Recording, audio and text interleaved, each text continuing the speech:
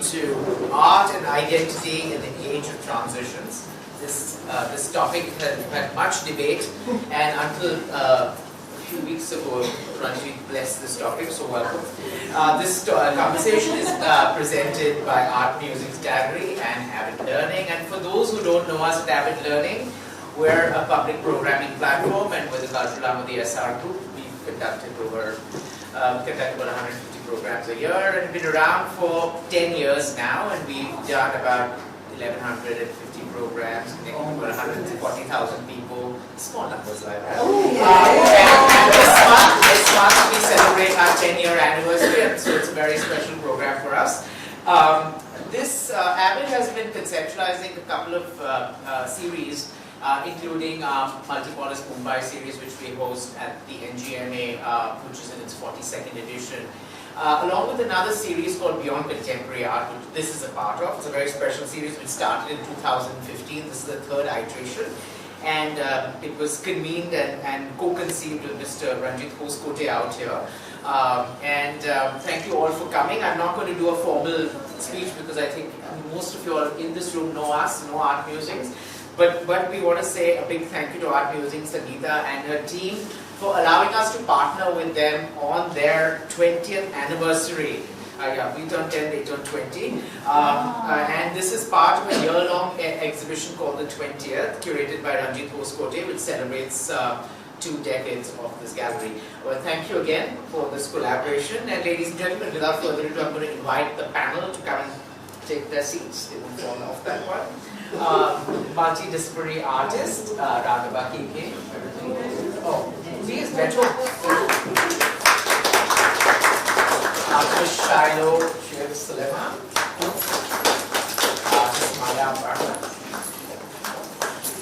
And our moderator for the evening is poet, curator, and cultural theorist Ranjit Hoskote. I think you all may have got information on each of our panelists. So you have detailed bios. So I request you to take out your phones and just put them on silent and start using them, start posting, reposting.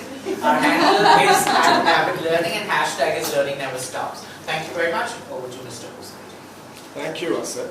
And thank you all for being here this evening. I thought I might just begin by congratulating you, Asad, and the amazing Avid team.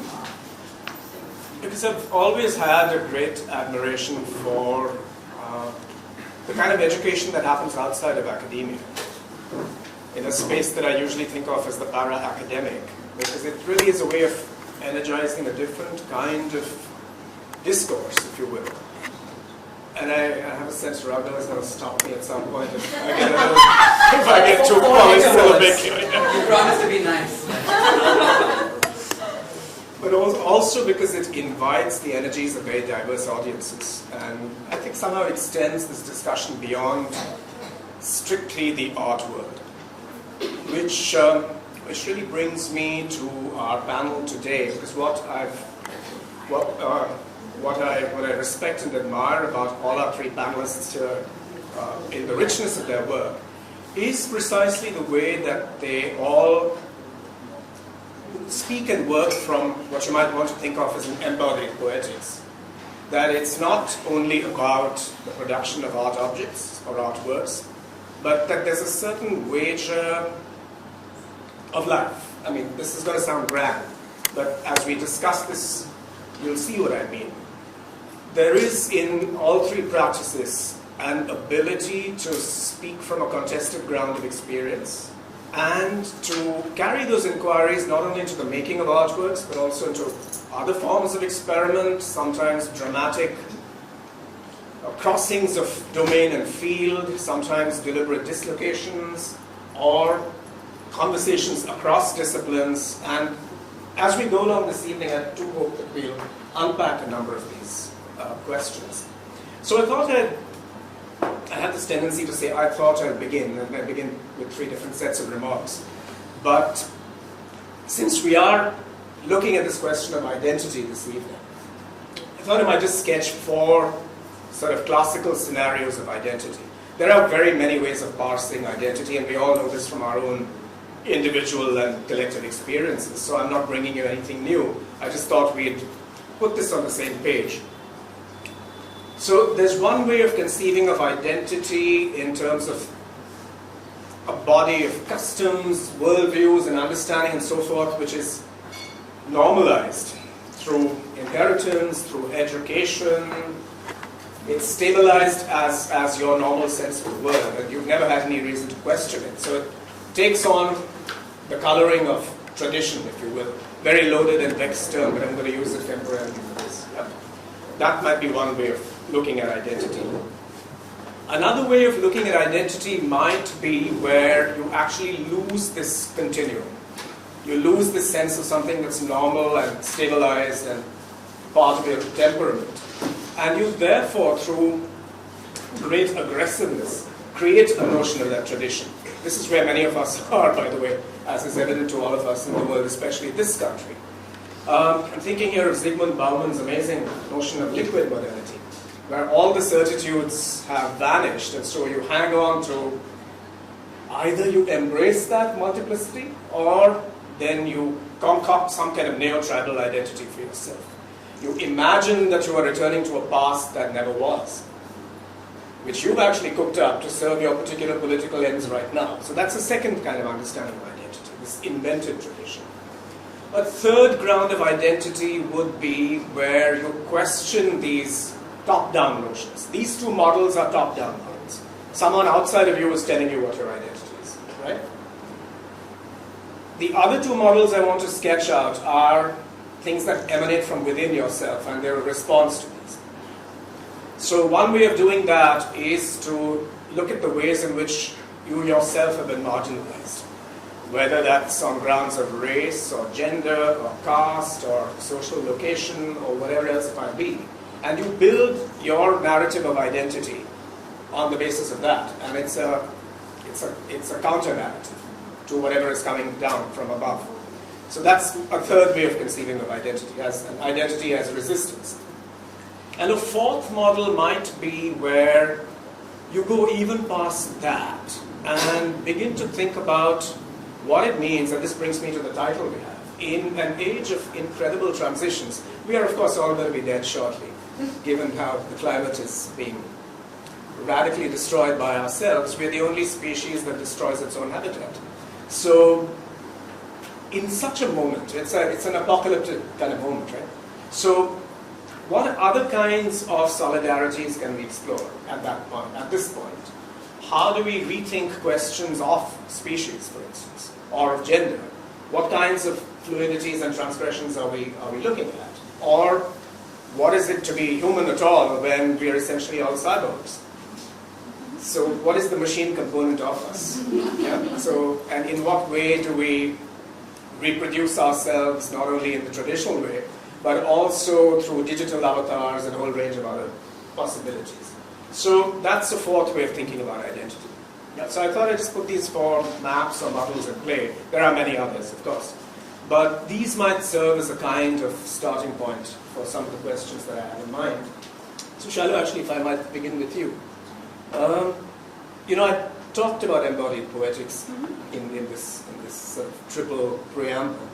But could I invite you, because I'm also deeply preoccupied with our political moment, the forms of radical exclusion and expulsion that we are now witnessing and experiencing.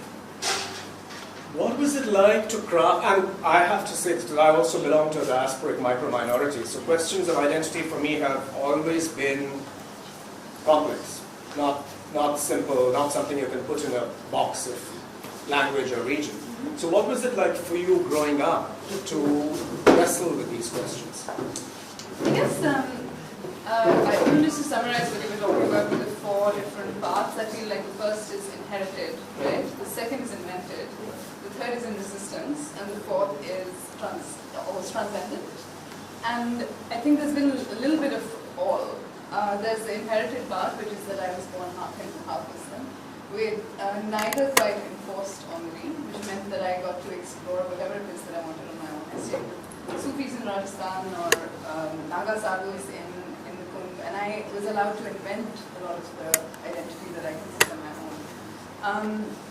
Another whole modality came up the other day. I was actually talking on the phone with Raghuva one night, like deep in late night discussions, and the word narcissist came up. And of course, that's a word that I accuse a lot of people of being these days.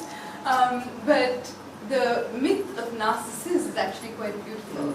So Narcissus is the son of the river, and he's meandering through a forest one day, and he sees a woman pass by in the distance, and it's the goddess Echo. And he says, "Who's there?" And Echo responds, "Who's there?" And he says, "Who's there?" And Echo responds, "Who's there?" And they never meet. She falls in love with him. They're doomed to never meet. He continues to wander in the forest, and he sits beside a river, and he looks into the glimmering water and falls in love with himself and his own reflection, and he falls into the water and drowns. And the gods who are watching him at that moment, they take pity upon him because they feel deeply, and he's resurrected or reincarnate as a golden flower that grows besides the river, with its roots deep into the soil and always looking into its own reflection. And the reason why I love this story is because I feel like both in my personal relationships and the way that I love, as well as in the way that I paint, where sometimes there's very little separation between the two, it is me falling in love with an echo, or me falling in love with a reflection of myself. And it may not be narcissistic, but it's definitely narcissus-like. So, yeah, so I feel like that's another way of looking at identity altogether. It's like we're just constantly, and a lot of this work comes from that same place, thinking about not reincarnation, but compost, like seeing myself as compost and realizing that I'm always going to live in some form or another. That's fantastic. Yeah. So let me take that thought of how the self or subjectivity might be a kind of subsoil or some kind of substratum from which you build out rather than a thing in itself. Raghav, can I turn to you with these questions? You've had a practice where you've quite deliberately blurred the lines between what it might mean to be an artist, let's say in an Indian context, and what it might mean to be an artist who actually ranges across disciplines. It's not preoccupied only with the production of a certain kind of object. Ideas are as much material to you as any object. And there's a whole part of your practice that actually involves scientific inquiry and collaboration.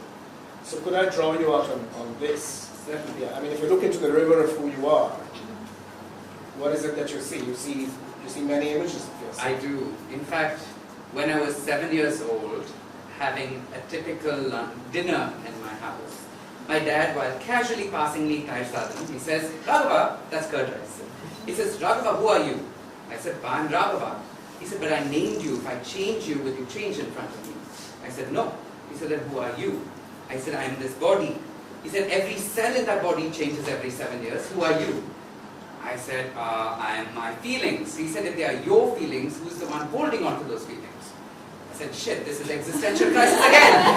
And then it turns out, we went on, then said ideas, and he said, "Who's the one who's experiencing those ideas, or engaging with the ideas?" And we came to the conclusion at the end of the evening that we are storytellers. And he asked me something that just changed my life. He said, "Can you then live the best story you can tell?" And that became the beginning of my inquiries to who I am. And my brother and I both went through a divorce and came to Bangalore heartbroken, wanting to question why we should live, because we lived for love. We're not of the self, of the other.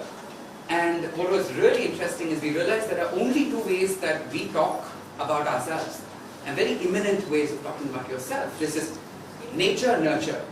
Being gay, whether it's nature or nurture, is the entire argument. But there's a third part of yourself, which is who do you want to be. And that is often ignored. When I go to conferences, no one says, "Hey, what are your dreams? Who do you want to be? What is humanity to you? What does it mean to be human anymore?" It's only, are you, so I realized there are two types of emotions. Those that dig me deeper into my immanent self, like fear, insecurity, and there are those that take me out of myself, outside the self, the comfort, which is love, or curiosity, collaboration. And what I found that I learned such new things about myself when I embraced the third, as opposed to the first two. So yeah, so I went outside of the art world to work with musicians, all kinds of scientists, because I also had to satisfy this baggage of not being academic enough. I come from such a tam-bram academic family that I had to show them that I can still have an existential crisis without studying. Fantastic. I mean, when you opened, it really sounded like it was an appendix to the Upanishads. Who are Literally. relentless questioning of Advaita. Yeah, who's the I that you're speaking of. But also I warm to your idea of the immanent self. So two things. I mean, speaking of those models that we began with, I mean, an inherited or an invented tradition or identity will always try and lock you into things on the basis of fear and terror and ideas of inside and outside. Right. But immanent, so what you want to be, hope and dream, are always going to be grounds that propel you Beyond the self. to these positive, affirmative feelings, beyond the self, exactly. May I share one more thing? When you go beyond the self, it turns out that you experience three emotions simultaneously. Mysterium tremendum e fascinans, which is loss and fear due to loss of self. Because when I went through divorce, a part of me died, like literally died. That Raghava can never fall in love with someone again. So there's loss. There's liberation, because now you can do whatever you want. You can wear a damn star, put a lungi and dance your blues off. And the third is mystery, because you don't know who you're going to become. So it seems as though any transcendent act has fear, loss, liberation and mystery, which is why we rather not do it and dig ourselves deeper into our sense of self. Absolutely precious. There's on the sublime. Exactly, it is on the sublime, yeah. But I'm going to pin these thoughts to you, Maya, because I want to bring this ground which has to do with how identity is sustained by a ground of experience, personal experiences that are historicized in certain ways as well. So could I draw you out on what it was like to grow up in the France of the 1980s as someone who could draw on two different bodies of heritage? And it was a very particular kind of society. I mean, Vietnam and Algeria had been absorbed in a certain way, but not quite. The empire had come back, the presence of immigrants had to be taken into account. So how did you parse your particular identity in 1980s France? And do you feel that those questions are still relevant to you at now this strange moment of where the EU is? Yes, but there is no link with out. That's fine. Yeah. This is just a gallery. No. Also, you might have to speak up, Maya, for our colleagues in the back. No, for me, you were talking about the background, and in my case, this is a mixture, because my father is Indian, my mother is French, I was brought up in France. Nobody can figure out that I am half Indian, so for me it was always a surprise for people. You know, they could not figure out that there is something like alien inside me. So, and also The French part, right? of course. No, but also at that time, you know, there was, how to say, my father has left India when he was 25 after the College of Art in India. Then he went into France to repeat his College of Art. Then, I don't know why, you know, at the time it was so easy. Now we are in a world which is, globalized. Sorry for my English. But at that time, you know, it was not so easy to travel. He used to come in India once in a while. So the first time I went to India, I was 10 years old. Now, you know, you come for 2 days, 3 days, 3 weeks, you cross the whole world. So I had no knowledge about India. I didn't know even India. I did not knew what was in Indian part into me. I thought it was totally French. And I had to wait for the age of 20 when I came on my own in India to realize, really, oh, this for example, something I'm doing every day in my life, and I take for granted for something which is French, you know, French attitude. No, it has nothing to do with French attitude or French way of behaving. It's totally Indian, but I was never been brought up by my father.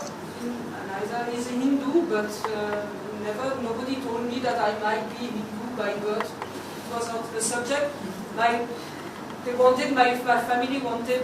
My father wanted to please my French grandmother, so I was baptized. Useless. But then, so as a child, I did not knew my Indian personality. I had to wait for the age of 20 then to realize that I was half Indian.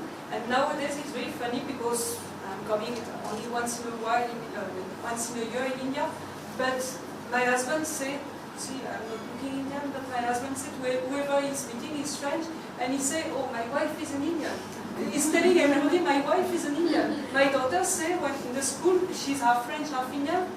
She's telling, no, 3/4 French, to everybody, oh, my mom is Indian, I am Indian. But she's my child, she cannot figure out. So everybody gets confused nowadays. But, so I am not to face, when you talk about these years in the 80s, I never felt the trouble that we had. We used to have the National Front growing up in France at that specific time. This is what I wanted to say. And at that time, as you know, in France we are having a lot of mixed people because of colonialism. We used to have a lot of North African or Vietnamese or people from everywhere. It's a big mixture, it's very nice, but for me I always find it was very nice, but it seems it was a problem for many people. And so National Front was growing up at that time. And for me I had always this fear, not for me, but for my father, that's funny. But you cannot say that it has gone down. At that time they used to young crowd wanted to get rid of this National Front. We always thought when I was young that we will get rid of it. And nowadays I can see it, and more than 20 years after that, sadly we have seen that it has come up and it has spread all over. So you cannot change people. Maybe democracy is not made for everybody. This is sad to say. This is not a statement. Everybody is not made to. You see how what happens. Liberal democracy. But let me take those thoughts to Shiloh. Because they lead directly to that part of your practice, Shiloh, which has to do with being a political subject. So where you're not only insulated by certain cordons that the art world is visualized. In theatre and cinema and literature, you would never have the safety cordons that the art world gives you.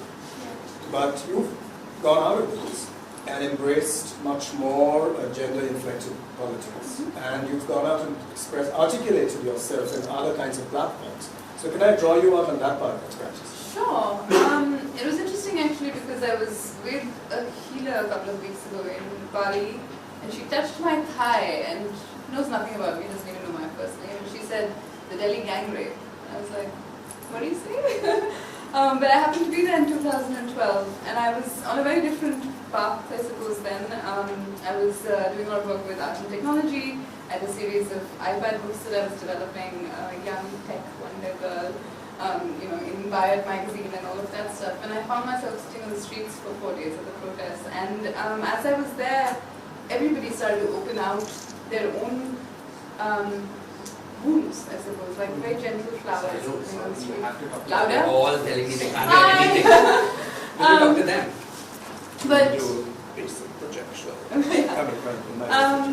so as I was sitting on the streets, basically people started to open their own wounds, their own sexual wounds, like gentle flowers, and it felt like I needed to return to a very basic, very non-academic, very non-gallery space, just sit on the street with a brush in my hand, with my body, and engage with all the conversations that came up. So a whole different part of my practice is I work in public space with communities of women who all experience some form of gender-based violence, and we make huge, essentially self-portraits of those communities. And that's been very interesting for me because self portraiture is a way that I have healed over the years.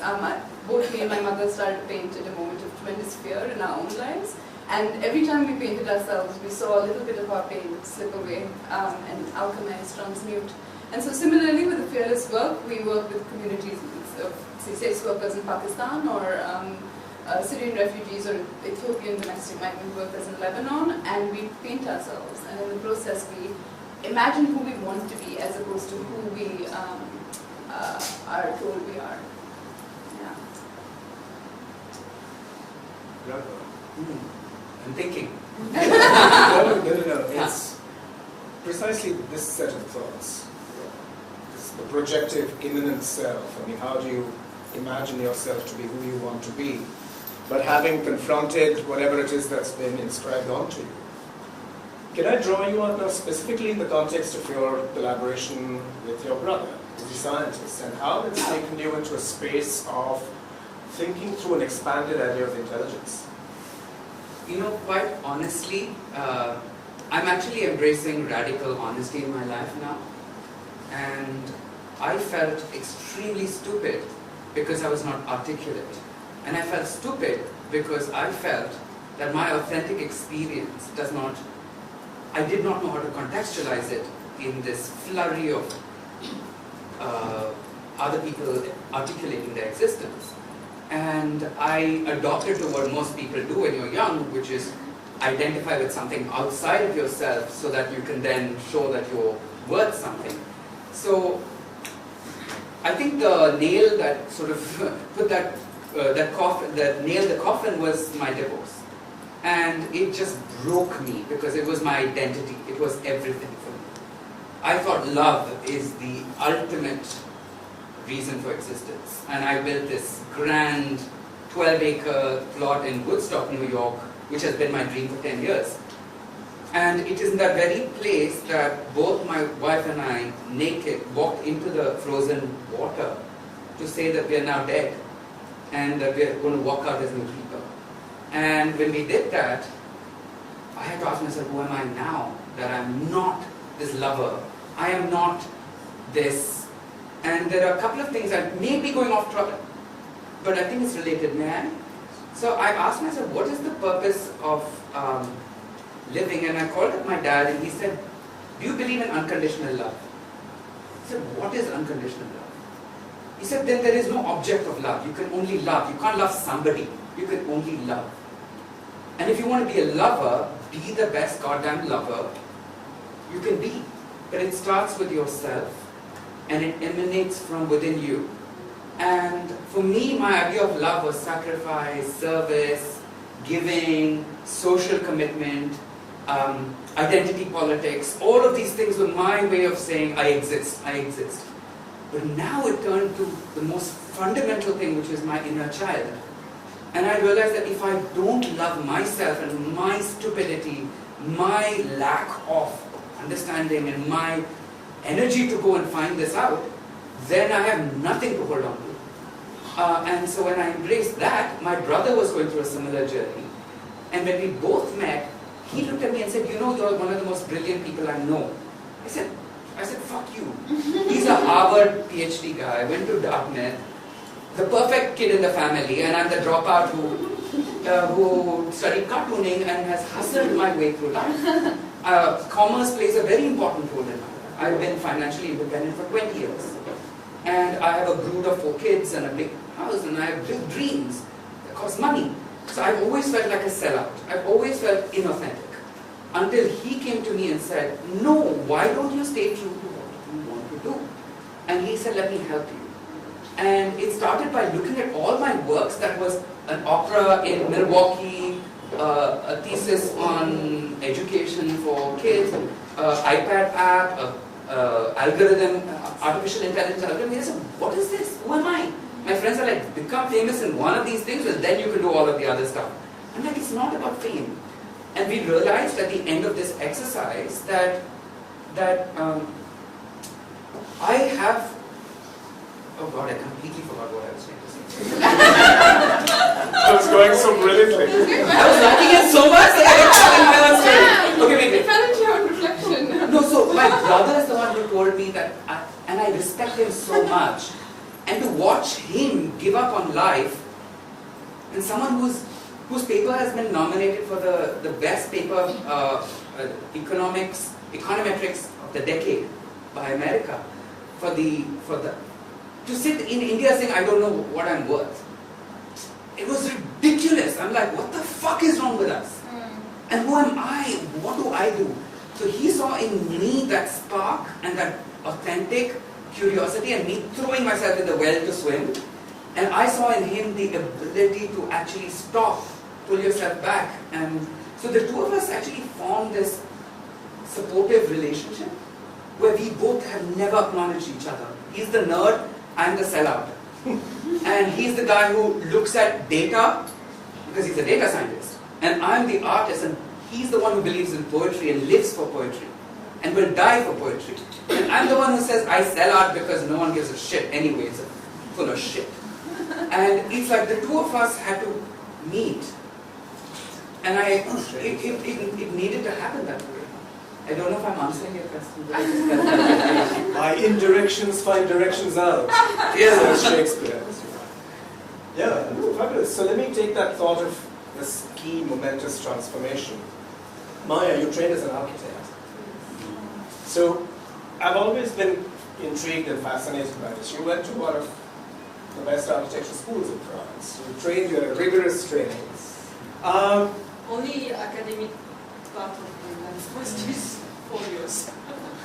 Why did you feel that? Did you feel that constrained you in some way? Constrained you? Was it? Did it just limit you in some way? Or why did you make this shift from architecture to painting? No, this is like architecture. I went because, again, coming back to the roots, everybody, my both parents, or one French, one Indian, both are painters. So from the childhood, everybody was saying, oh, you will be painter, like your parents, of course.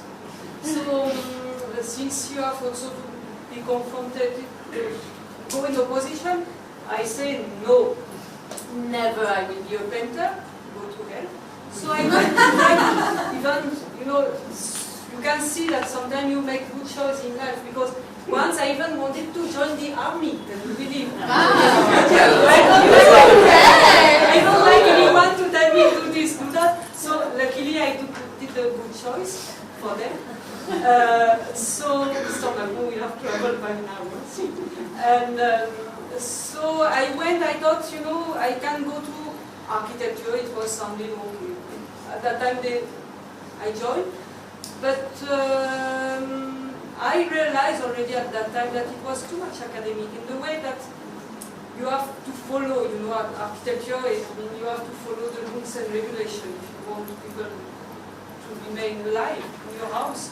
So I realized that I liked at that time to draw. But I didn't know how to express my liking for drawing, because we were obliged to go and sketch the whole day. And so I realized that what I don't like. I feel I find my way by realizing what I don't like this, so I better go this side. I better go this side. So at the end I reached painting. I stopped, by a little bit by accident my architecture. The life took me a little bit away from that, and when it was time to go back to hard reality of life, since I decided not to continue my architecture, I said, okay, maybe this is the time to go to do what you want. There was a time in my life when I had to choose, and I said, okay, I have nothing, so it's the opportunity to go, and I have nothing to lose now. So I went to drawing, and slowly, so it was my way was totally unacademic, because I had not gone to College of Art, but since my parents were there, my training has been made by discussing with them. So I don't know. Also, what was the question? Yes, this is about answers. So yes, an academic way of doing. What was the question? And that actually, why did you feel constrained or? No. So I was not feeling forced by anything, because every time there was some choice, you go there, you continue architecture, you go and travel in India, but maybe, I don't know, sometimes you feel I did the wrong choice, but see, more than 20 years after, I don't feel my choice was so bad. I would have been if I had to continue one more of thousands of architects, and so now, if I'm not, there is a project, the government is saying, okay, we will make a when you say, okay, contract, you say, the best one will make this building. So anyone can make the project, because if it is not you who are winning the contest, I will win the contest, you will win the contest. But my painting at the end, only me can do it. If you want to make my painting, you will not make it. You will make it your way. If I want to make your painting, I will not be able to do it. I will do it my way. So at the end, I find I am quite happy, because everybody is searching for, you were talking about who am I.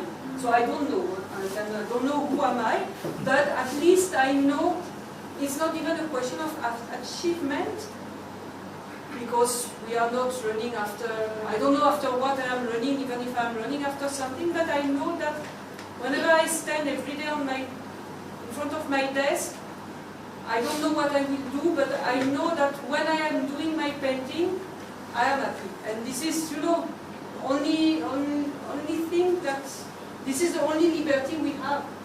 Because nobody will tell me, okay, madame, Sambita Chopra, make a square painting, or maybe she's the one who will say,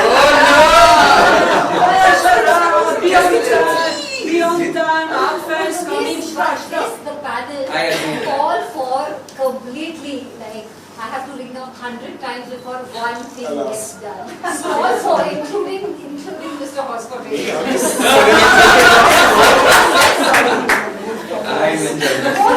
Most of all. No, I didn't say that. She said most of all. No, so, To return to this noble thought, you were saying about the whip. So, no, we have the total liberty at the end to do whatever we want. So, again, it is not because I was feeling restricted by architecture. It is life which made me sit in front of you today and finish. fabulous. Shiloh, okay. To take forward some of these thoughts, because as Maya was talking about agency, moving ahead, following one's own desire to make and to create. In your own work, how do you see the ratio between, let's call it for the moment, an accomplished body of work and a certain language, and what is yet to come? I mean, a curiosity about, you've now moved to Bali, for instance, a curiosity about new places, new situations, new political stimuli, new materials. How do you manage this shuttling between something you've already accomplished and can rely on as, I don't want to use the word style, but something that is like muscle memory as an artist, and challenges and experiments yet to come? I guess that's an interesting question, because I started quite young, in the sense that I started painting when I was 13 years old, around the same time that my mother started painting actually. And even then when people would ask, what do you do? Like, I wouldn't say I'm in the 7th grade, I would say I'm a painter. I took myself very seriously. When I was 16, I was illustrating children's books because I was a child. And then as I've grown into a woman, a lot of my work is about being a woman, is about being embodied, is about people that I fall in love with, is about loving myself and my own body. And so I find myself not even really having to sort of quite intellectually decide how I'm going to stay with something. I am like, I'm falling into my own river, so to speak, there's no choice but to let my work evolve as I evolve. There's a possibility that maybe at some point I'll stop painting altogether, and maybe I'll just make strange wearable sculptures and make myself into a body of work myself. But it was also interesting, a couple of things that stood out when Maya was speaking was, one is like, there's so much of our identity that's built up on who I am, but there's also so much that's built up on who I am not, and even Raghava spoke a little bit about rejection and fear of rejection. And a friend of mine who's black, he often says that as a black man, he embodies rejection. And I sometimes feel like as an Indian woman, I also embody rejection. And Yeah, so that's one entire thing, is like, how do we form a sense of identity based on who we are not, you know? And another thing that I've been thinking about quite a bit recently is lineage. Of course, a lot of traditional art practices in the country, even when I talk to Sangeeta about their dancing, you know, she comes from such a beautiful lineage. And as a visual artist, I have my mother, but that's about it. and so I've had to invent my own lineage, and so I've, you know, fallen in love with the Lallas and the Akka Mahadevis and Andal, and I found myself a beautiful lineage in these women who rejected a lot of society, who embodied beauty, who took off their clothes and went running naked through the forest singing songs to Chenna Malika Arjuna. But I think what I would love to know is, what do you consider your lineage? And your lineage, and your lineage. That actually was the next question. There you go. I'm fascinated by the model of the Gharana, which is not millennial, as people, not millennialism generations, but it doesn't extend back thousands of years. It's actually a fairly recent idea. And always had a sense of, I mean, I usually gloss it as an experimental continuity. Because whatever you might be, Jaipur, Atroli, or Agra, or wherever else, normal understanding is that you stick to the bandishes and techniques of your guru, your ustad, whoever it might be. The fact is, you're always overhearing, you're improvising, you're stealing. So the dharana is never closed, and it's always invented. So that would actually have been my next question. What's the kind of framework, the genealogy, the context, the ancestry in which you see yourselves? So you've already put that theme in place. So, Raghav. Unfortunately, I don't think like that, because I had such high pedigree imposed on me from when I was a kid that I hated it. I grew up with MS Subbalakshmi, doing kacheris in our house. I grew up with all the Carnatic musicians.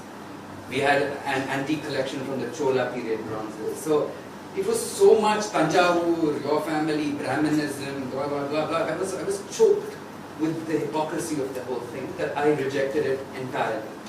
And I believe that dead people should remain dead. And we should face the future, not the past. I am a product of the past, but I look at it as an opportunity to catapult into the future. And when you look at Andal, for me it's just a catapult. Because for me, my lineage is where I want to be spiritually, not really where I come from in terms of politically, or because it's such an isolation of one aspect of who I am, that the only encompassing wholeness that I can sort of look at is a spiritual lineage. Completely. Actually, I mean, the past and future thing was also very interesting. It's like, I've been playing a lot with this idea that in traditions where time isn't linear and cyclic, the further back into your past you go, the more you're moving into your future, and the more into your future you go, eventually come back into your past. So, yeah. Can I react? Yeah. Male voices. I'm up at first stage. When I was studying physics, I remember in the 7th standard just randomly freaking out because you have this distance versus time graph, right? I mean, not a physics girl, but So we you're can not start. talking this way. Okay. You're not talking that way. Yo. So you have this line, you're born here, you die here. Okay? Middle age, dead. Okay, so this is birth and death. I was so upset that you never experience time that way. You are at the origin and time moves backwards towards you. Because that makes sense, because you experience the now, never time. So I said, what if you do the same thing and look at time going backwards? Now you're pivoting, so you can actually invite multiple futures towards you. And that becomes a creative act, as opposed to a deterministic path that you're tied to from a frame that is not at all authentic. I remember having that epiphany in the 7th standard and saying, oh my God, this is all to dominate me. I am going to reject this. So I just wanted to share that perspective on time, which I share with you. Yeah. Very different. Very curious, but just yesterday I was working with a Sanskrit passage in which there occurs the word anugata, which is normally glossed as consonant along with. It's a very peculiar word. Yeah. it's much more active. It has the sense of trying to keep up with, to walk at the speed of another. It's very strange how these words, which sort of acquire a meaning which you take for granted, if you look closely, they actually open up different notions of time and activity and agency. So it's just the very idea that we're talking about this today. The very idea that evolution is a treadmill and not a ladder, Absolutely, is this along with. Yeah, exactly. Which is why I don't look at lineage from that ladder point of view. It is a treadmill, and different people have been running on that treadmill. And you are just on the Exactly. treadmill. And I had a very weird sort of moment a while ago where I was walking a pilgrimage from a very nice hotel in Jaipur to a mandir close by, and I had this garland of flowers that I was holding in my hand, and I was touching it to my body, and I walked, and I got to the mandir, and I wanted to take off the garland of flowers and place it on the deity, and the priest who was there, he took the garland and he was like, this is impure, and he threw it onto the floor. And I, my face was just like, and I cradled these flowers in my hand, and I said, no, they're made more pure by me wearing them, and I took them away. And then many weeks later, I was reading the book of Andals, and there's that exact story where she offers the flowers to Vishnu, and it's rejected, and then at night he has a dream, the priest has a dream, where Vishnu says that the flowers are made more pure by her wearing it.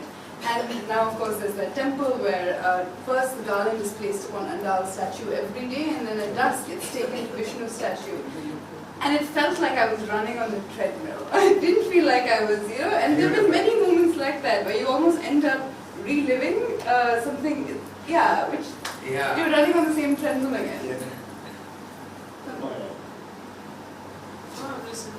Name Maya. What is a great name, no? Advaita. But did you have this sense of needing to keep up with a tradition, with a context? Did you feel as an artist that there was an external context of whatever it might be, postmodernism at a certain point, we don't even use that word anymore. But what would your references have been in terms of being an artist? My preference, I was interested, I was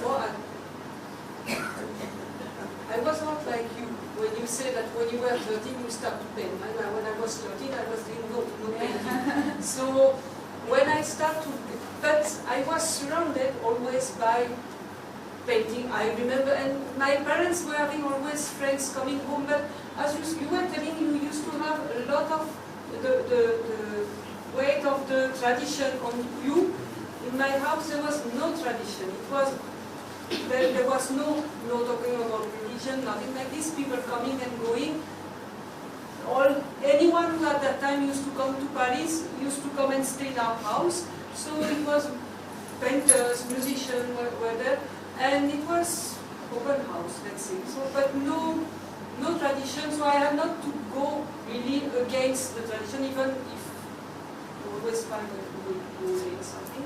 But for me,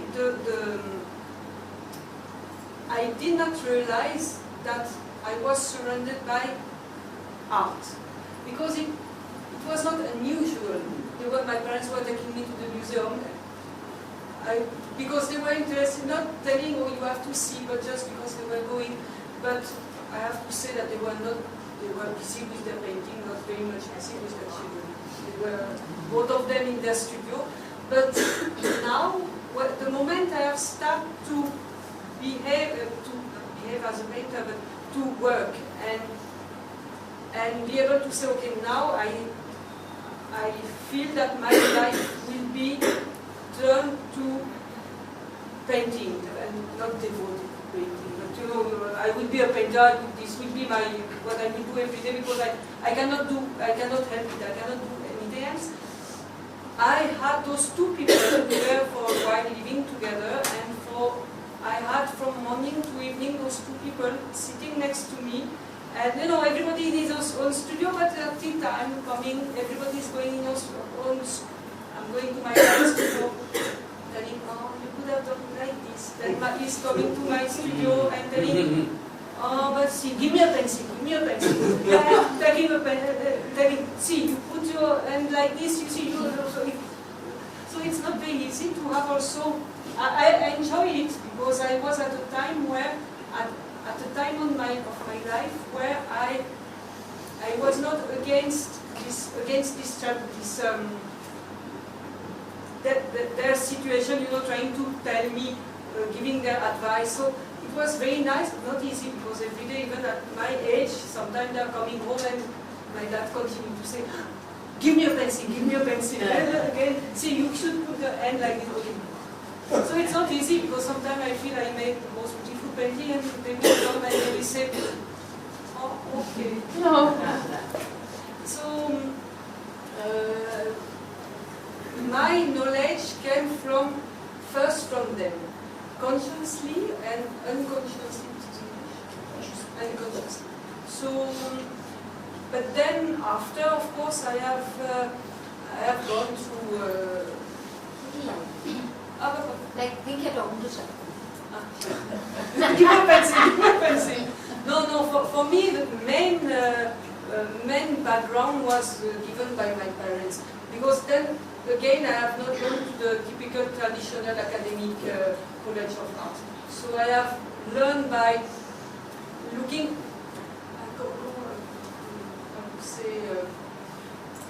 I am not a fundamentalist of anything. I will not say that, okay, only modern art is good, or only this is good, or I am a contemporary artist, I will go just to modern art museum. Absolutely not.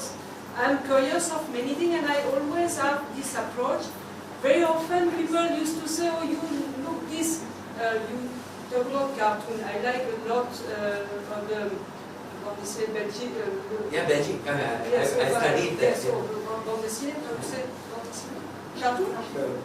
Caricature. Cartoon. Yes, caricature. Comics. Comics. Yeah. So, but I think Belgium is the capital, world's capital for comics. Some people will say, well, this is for kids, but see, this is very interesting, and you know, unless you have préjugé,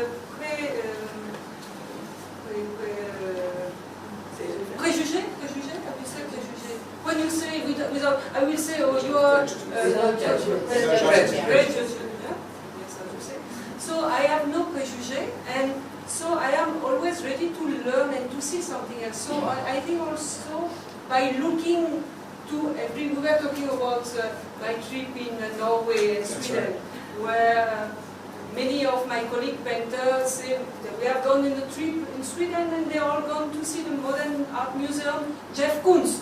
I said, what the fuck? Oh, one time in my life I go to Sweden, I don't want to see Jeff Koons that I can see on the internet. I want to see the boat, I want to see all the traditional art historical museum. So, because you have to learn from that. I think nowadays, once again, we are coming to the point that we are in a world which is globalized, you say. So now there is no interest. If me, I'm going in India, I will see the next, my cousin say, let's come to the cinema, see the movie of the Joker. But the beauty of coming before in India, it was to go to see Bollywood with dancing around the flower, the tree, bride running after the broom. Don't say anything about Rajinikanth. Oh. Don't say anything about Don't get him on a whole Bollywood trip. Yeah, It's no, not no. going to be like crying. He's going to start singing. Yeah, exactly. Yes, but remember when you used to Back to action. So when we're going to end with Ranjit's poetry and his singing. I'll sing one sad song. No. Gum ke gard mein Hindi nahi aata, magar gana. But now I But can I just say something? When you said tripping in Sweden, I suddenly got so excited. I said, tell me more, let's go on that. But you know, if you go, what is the point of traveling if you come and see the same? I mean, what is the point in coming to India? If I go and buy my Zara clothes, the only interest to come to India is to see something exotic, to see something that I will not see in my house. See? Nahi, You Rao order- can see.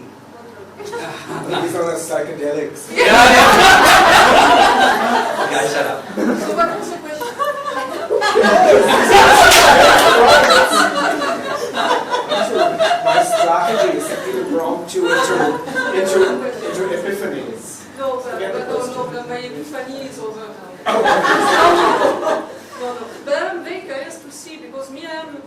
maybe because my parents, I have seen them working all their life, or every day, 24 hours in their studio, working with brushes.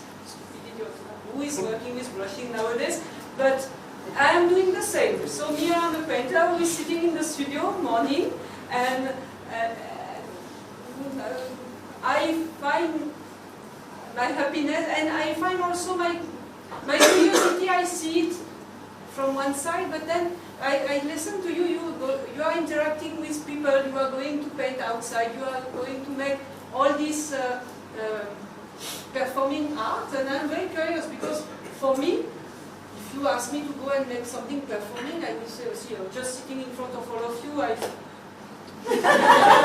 it's already difficult. But so it's nice to see, even if it is not something that I will enjoy to experience, but to see how now you are working with all this. And you are mixing with your brother his knowledge of data and all that, and you are also going to all those places and making this. I mean, I usually have 50 South Asian men staring at my ass as I'm painting on the street. And I am like my mother. I am like your mother. I remember she was telling me she's sitting alone in the studio, and I am of this kind. So I was blaming my parents sitting always in the studio, not taking care of their children, just busy with the painting.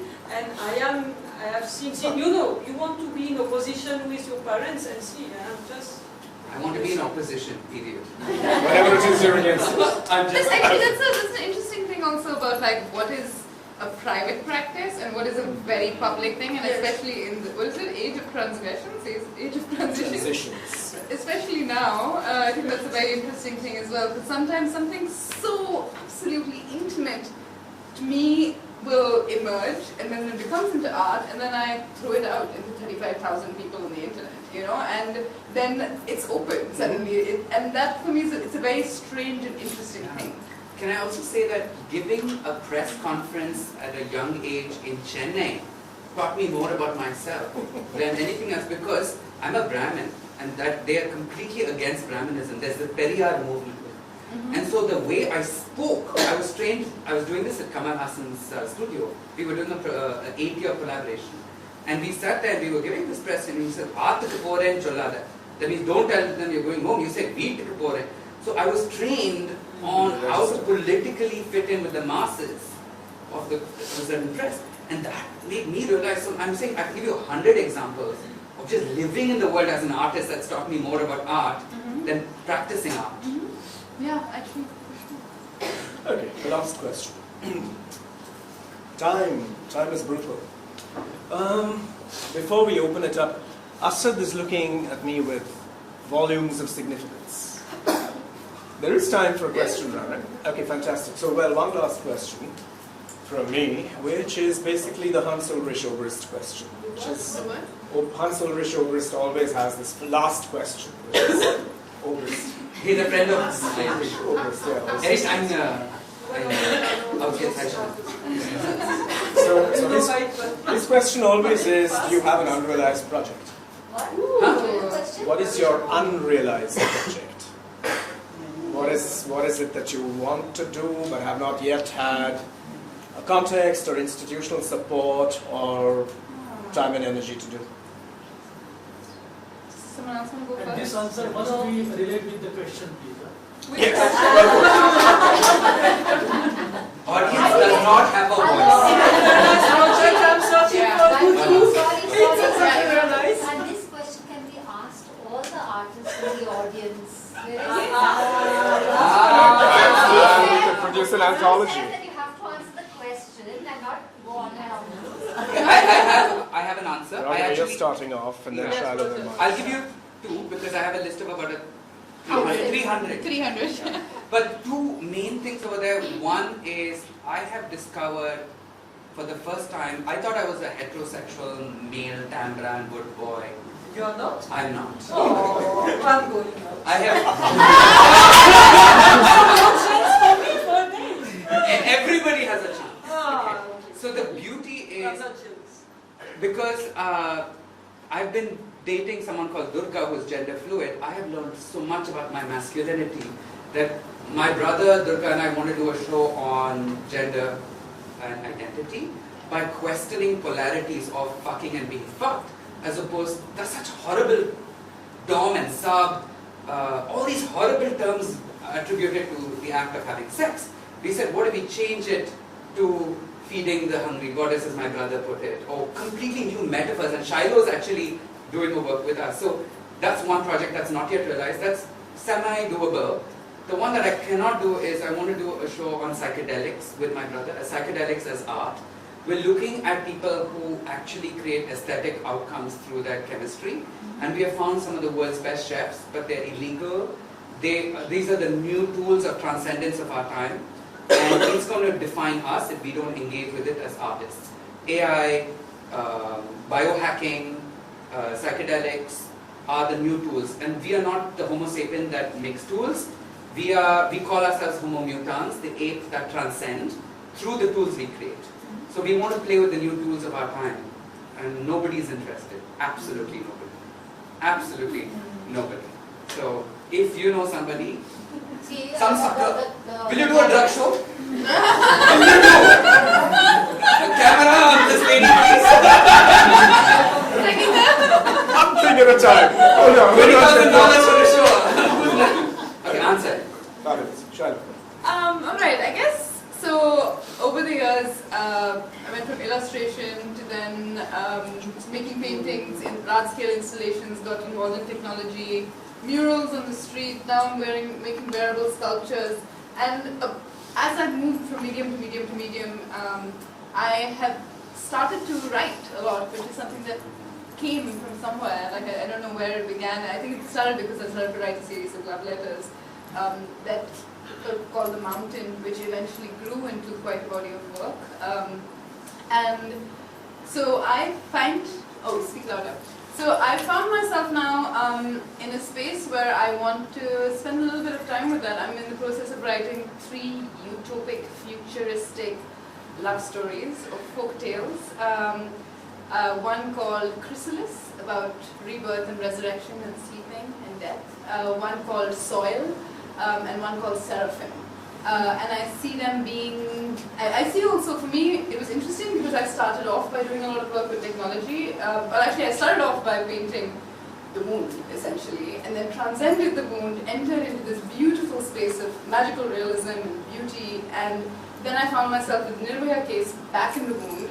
And I feel like, this painting is called I Come From Beauty, I Return to Beauty, and I feel like I'm in a place where I'm ready to return to beauty. So with my utopic future folklore, which I also see them being not only recited but also performed, I feel like that's going to be unrealized or soon to be realized. Soon to be realized, yeah.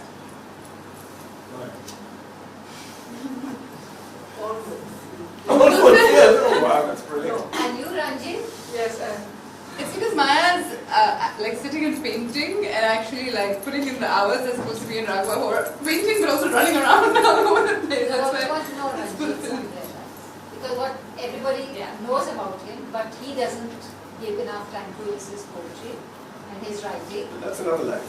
Yeah, so we Which want to know what is continues. the unrealized or still to be realized. No.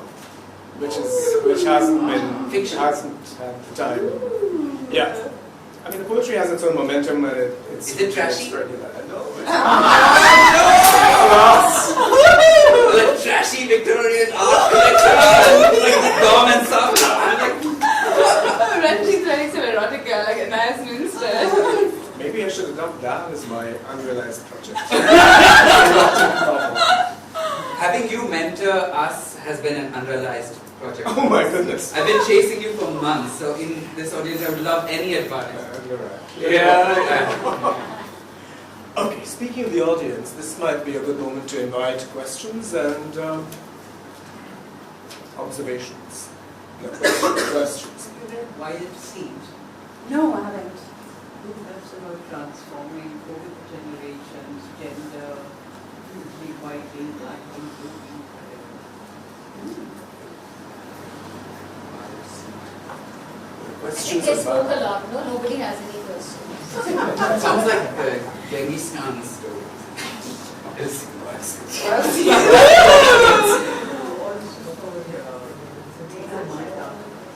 Bollywood across the world, I met somebody from Chad or wherever in Africa, and they said it reflects their values. And I met person after person all over who said, yes, how much we went, how much we cried, how much we laughed. Their parents would say, paid with money to cry. And they said, yes, it reflects us. I've never met somebody who says, Bollywood is against my culture. No, Bollywood, I was very surprised because Bollywood I have seen in North Africa, they all, they all sing Bollywood movie. They all see Bollywood because there is just flower, and it's matching with them. Your parents running away, long lost twins, someone married their brother, turning but see, this is us. And see, your joking should be not mistaken. You see also in Romania, I got a very close friend in Romania, they used to know, the mother was knowing the Raj Kapoor song because at time of communism. Yeah, but it's quite unexpected because in the deep Transylvania you don't expect people to know about Raj Kapoor and sing Hindi movie. I just want to say I'm disgusted by Bollywood, especially the patriarchal sort of like where the daughter-in-law touches everyone's feet and the son goes out hunting. I think the movies have gone beyond that. It's very superficial, very patronizing, But very still, patriarchal. there is alternate cinema that's happening, which is very... Your joking cannot be mistaken for empathy. I mean, you can cry on any story. Okay, we're wandering off I'm track. sorry. You have a question that pertains not to Bollywood but to other things that Yeah. suits Bollywood. Hey guys, thank you first off. So I'm a teacher, and the reason I became a teacher is because I had no idea what I wanted to do with my life. I mean, I went to university, with this idea of, oh, I should be a scientist, I should be a geologist, oh, I can be an economist. By my fourth year, I was like, I have no idea what I want to do. People didn't really tell me that the whole point of living is to sort of seek answers to these questions I had about the world around me, right? So I somehow ended up graduating with art history. I just enjoyed writing in art history is sort of like painting, like you create all these conventions of academic writing. That's what I felt. But now I'm back in this institution of education. It was really great for the first 2 years. And now I'm getting to a point where I'm like, okay, I'm just sort of creating cogs for a machine. And you're dealing with parents, boards, trustees, all who want to create like basically very cultured candidates for this capitalist society. So just out of curiosity, since you guys sort of were fighting this system, how could we bring more beauty, love, humanity into these spaces? But if you find the recipe, please tell me. I'm trying. But Raghava has a nice way that he brings up his kids, so maybe that would be... See, my kids are not formally educated. I think associating labor with identity is a very industrial revolution idea. So this requires a completely new paradigm for understanding the self. And I think that children, if you're building a system where the children are not going to be cogs in the wheels, in a machine that's industrial, then you have to reinvent that model. And we need as Ken Robinson says, we need a revolution, not an evolution of a broken model. Yeah.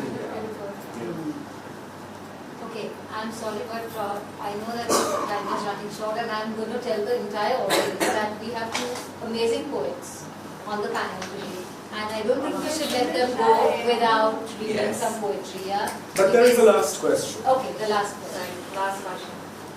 So the world is going more and more towards, from pluralism almost towards singularity.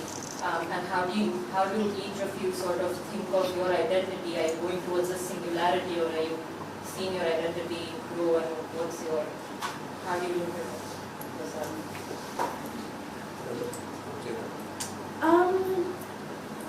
Like I said, I'm seeing myself as compost these days. I don't know if that's like really though. I'm just seeing myself as mineral matter. Like I'm seeing myself as chemicals and as minerals and as like as a garden.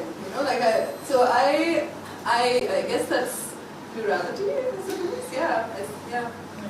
I think, just to answer that very succinctly, I love talking. Yeah. I mean, we all do.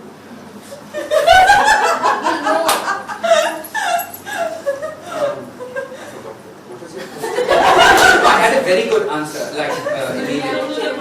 I guess your identity, do you see it as... I wanted to ask you, is it Yeats who did the Gaia? Yeats, right?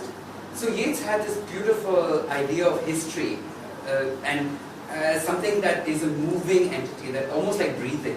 So it sort of comes together and then falls apart, and it's this movement. It's almost like a breathing movement that it seems that a lot of systems in the world is going through.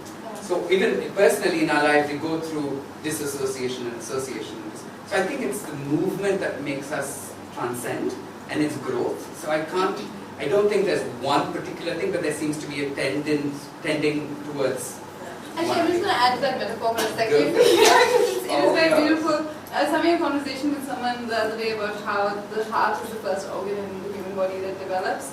And also how we can sometimes go from being so completely unconditional and then being very conditional and being like, this is my boundary, and then being so conditional. But that's also the affordance of the organ, right? Is that it does expand and contract and expand and contract. Yeah. So in somewhere in between, that's where the magic is. We are Excel whores and we are artists. Exactly. Yeah.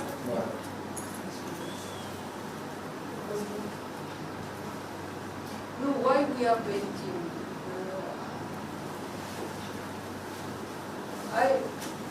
Let's say that we are painting because we have to.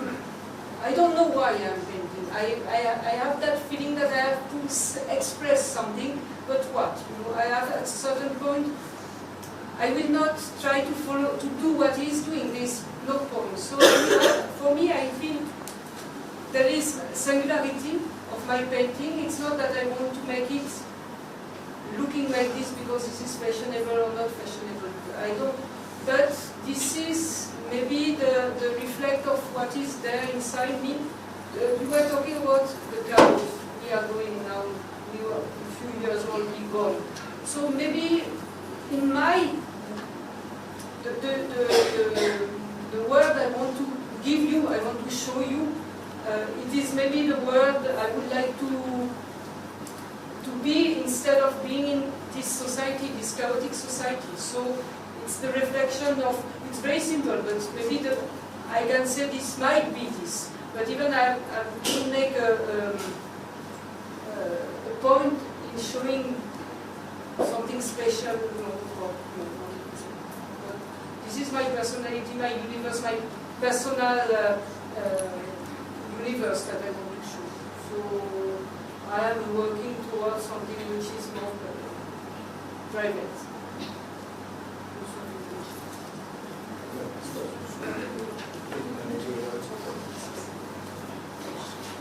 Poetry.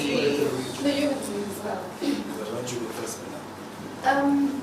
No, why don't you go first? No, you have to go first. Yeah, I because think you you have have to to go go first. first. Yeah, exactly. But I haven't got any of my own poems today. No, that's not Sure you no, remember. that's Yeah, I'm just sure I not- remember something. What a good idea. So, Like this. okay, what I will do is to read, it's a four-line verse. It's a translation. It's from my translations of the 14th century Kashmiri mystic, Laliyat, or Lala, or Lalarifa, or Laleshwari. She's been known for 600 years by all these names, but in the last 30 or 40 years, there's been great pressure from all hands to turn this X and Y and Z into an X or Y or Z. And, you were asking about being plural today. I think for many of us, plurality also is a ground that we are now obliged to defend against the onslaughts that are made on it in a very programmatic and systematic way. So, to me, the part of my own, as I said earlier, this plural diasporic selfhood that I have, the part that's under greatest threat is the part that connects me to this Kashmiri ancestry.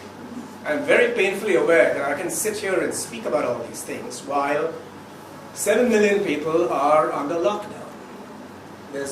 They have no access to, or very, very little access to communication. It's essentially a prison camp. So actually it's to speak to that situation that I'm going to read this verse that was composed many hundreds of years ago.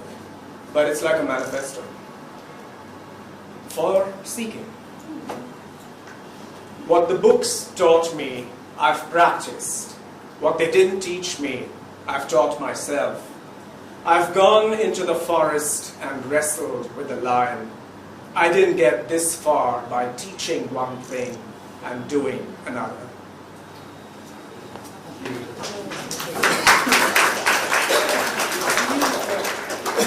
Right, what do I see? Sangeeta gets people to do things. So I have to tell you, so I spent the most wonderful 2 days with Shiloh and Rahula in Bangalore.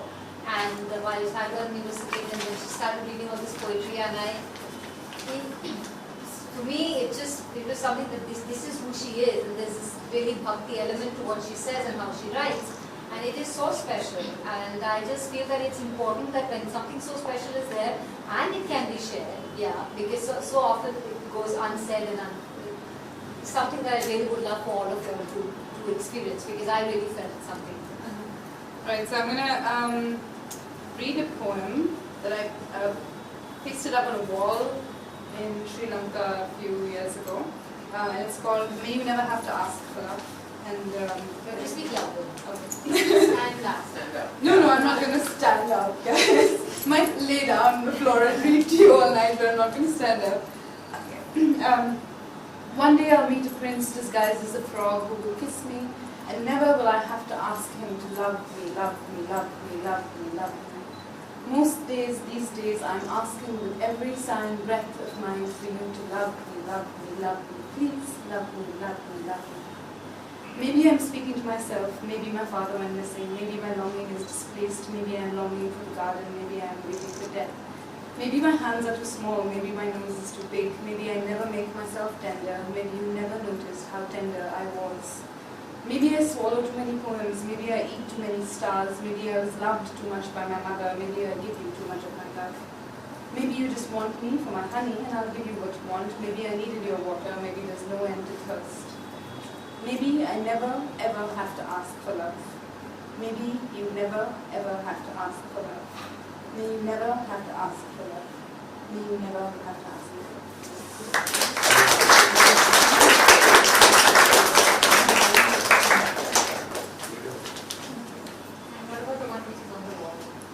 Yeah, I could read that out as well.